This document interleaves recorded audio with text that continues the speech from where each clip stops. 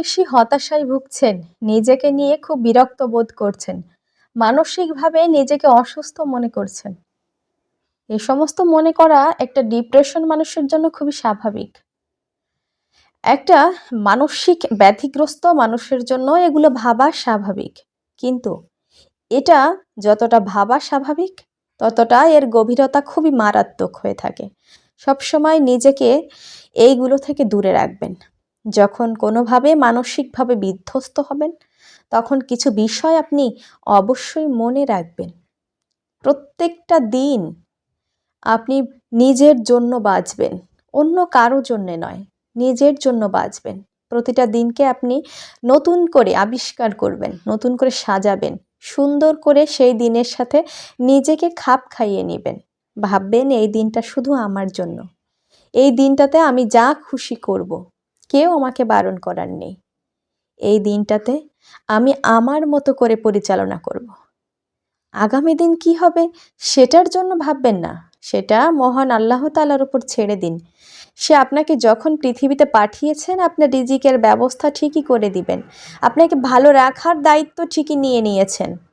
তাই আগামী দিনের জন্য কোনো কিছু চিন্তা না করে বরং আপনি আজকের জন্য বাঁচুন, আজকের জন্য নিজেকে ভালো রাখুন। সবসময় অতিরিক্ত চিন্তা থেকে আপনি বিরত থাকবেন, অতিরিক্ত লোভ থেকে বিরত থাকবেন।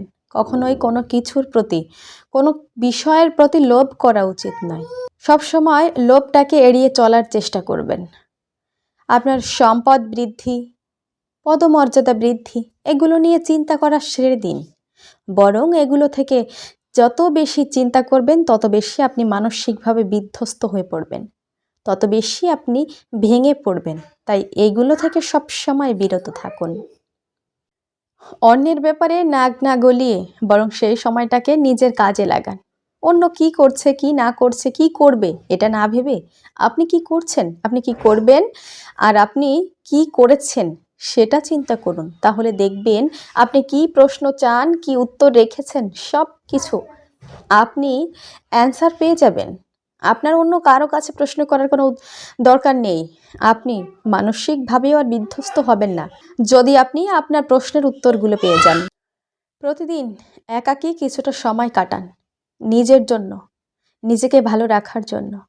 আর একটু চিন্তা করবেন, যখন একা থাকবেন তখন একটু চিন্তা করবেন আপনি কে, আপনার জন্য কে কে চিন্তা করে, আপনি এই পৃথিবী কতটা মূল্যবান, আপনি কার জন্য কি করেছেন, আর আপনার জন্য কে কি করেছে। যখন নিজেকে নিয়ে ভাববেন, তখন দেখবেন আপনার নিজের প্রতি আরও মায়া হবে, নিজেকে আরও বেশি ভালো আর ইমপ্রুভ করার চেষ্টা করতে মনে চাইবে। সবসময় এটা ভাববেন যে আমি যেন আমাকে ভালো রাখি। যখন নিজেকে ভালো রাখবেন, তখন পুরো দুনিয়াই আপনার কাছে ভালো লাগবে। আপনি নিজের মানসিক অবসাদগ্রস্ততা থেকে বাইরে বেরিয়ে আসতে পারবেন। প্রতিদিন কিছুটা টাইম বের করে হলেও একটু বই পড়ার চেষ্টা করবেন, বিভিন্ন জ্ঞানীদের, মনীষীদের কথাগুলো শোনার চেষ্টা করবেন, আর সেই বাণীগুলো নিজের জীবনে একটু অ্যাপ্লাই করে দেখুন। দেখবেন অবশ্যই আপনি ভালো কিছু করবেন, আপনি নিজেকে একটু হলেও ইমপ্রুভ করতে পারবেন।